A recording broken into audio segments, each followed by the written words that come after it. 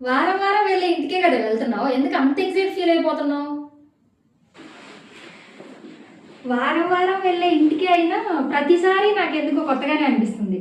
ఇంటికి వెళ్ళగానే నాన్నతో కూర్చొని కాసేపు ముచ్చట్లు చెప్పుకోవడం, అమ్మ వంట చేస్తుంటే కబుర్లు చెప్పడం, చిన్న చిన్న విషయాలకి తమ్ముడి మీద అలిగి గొడవ పెట్టేసుకోవడం, వాళ్ళు అయినా కూడా నన్ను మహారాణిలానే చూడటం, ఇవన్నీ నాకు ఎందుకో చాలా సంతృప్తినిస్తాయి.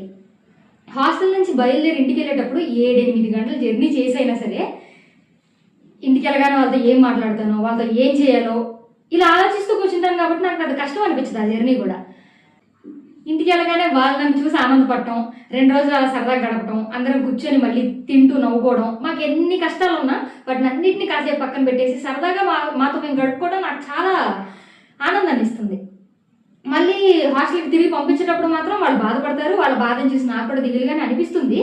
కానీ దేనికోసం దేన్ని ఆపుకొని కూర్చోలేం కాబట్టి చదువు నిమిత్తం మళ్ళీ హాస్టల్కి వచ్చేస్తాను. కానీ వచ్చినప్పటి నుంచి మళ్ళీ ఎప్పుడు వీకెండ్ అవుతుందా, నేను ఎప్పుడు ఇంటికి వెళ్తానా అని ఎదురు చూస్తూనే ఉంటాను.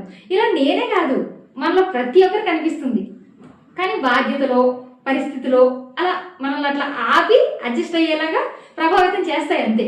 ఎందుకంటే ఎంతోమంది చదువు కోసమో, ఉద్యోగం కోసమో, వ్యాపారం కోసమో దేనో దాని నిమిత్తం సొంత ఊరిని, సొంత ఇంటిని, తల్లిదండ్రులని, చుట్టాలని అందరిని వదిలిపెట్టి దూరంగా ఎక్కడో ఇష్టమైన తిండి లేక, ఇష్టమైన పరిస్థితులు చుట్టుపక్కల లేక ఎన్నో ఇబ్బందులు పడుతూ అడ్జస్ట్ అవుతూ అలా బ్రతికిపోతున్నారు కదా.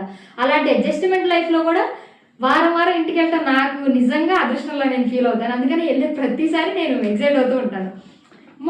నీతో మాట్లాడుతూ మర్చిపోయాను, ట్రైన్ టైం అవుతుంది. By by by.